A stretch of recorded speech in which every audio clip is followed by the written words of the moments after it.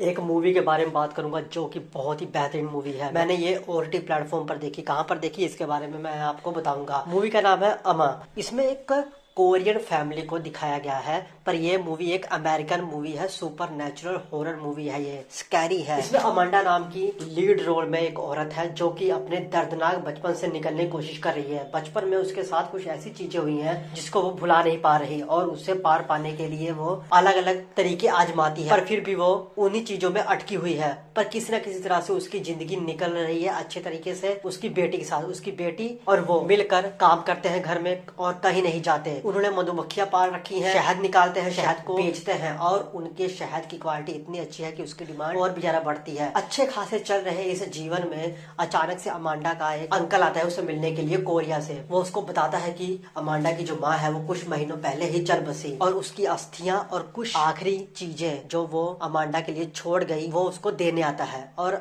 बताता है कि वो आखिरी पलों में भी अमांडा को याद करती थी। पर अपनी माँ का नाम सुनते ही अमांडा क्रोधित होती है, थोड़ी डरती भी है। क्यों? इसके पीछे एक अलग ही कहानी है। मैंने बताया ना, वो अपने दर्दनाक बचपन से नहीं उभर पा रही थी, तो वो उसकी माँ के साथ जुड़ा हुआ है। कुछ ऐसी चीजें उसके साथ हुई थी, उसके माँ के साथ हुई थी, जिसको वो भुला नहीं पा रही थी। अमांडा जिस हालात में रहती है वो अलग ही है। मतलब आप ऐसा नहीं कि बहुत पुराने युग में रह रही है, आज के युग में रह रही है, पर फिर भी उसके घर में कोई मोबाइल नहीं है, इलेक्ट्रिसिटी का इस्तेमाल वो नहीं करती। क्यों? क्योंकि इन सब चीजों से उसको डर लगता है। उसको लगता है कि ये बिजली उसके ऊपर ही गिरेगी, इसीलिए उसके घर में अगर कोई आता है तो अपनी घड़ी उतार के आता है। अगर उसके पास स्मार्ट वॉच है तो वो उसको उतार के आएगा। कार उसके घर के बिल्कुल ही बाहर ही खड़ा कर देगा, दरवाजे पर ही। कोई भी अंदर वाहन लेके नहीं आता उसके घर के। मोबाइल बंद करके, स्विच ऑफ करके ही वो जेब में, तभी वो उसके घर में एंटर करता है। इन सब चीजों को वो अवॉइड करती है अमांडा। पर जब से उसकी माँ की अस्थियां उसके घर में आती हैं, एक मुखौटा आता है, तब से उसकी लाइफ और भी ज्यादा डरावनी हो जाती है। रात को उसको कुछ दिखने लगता है,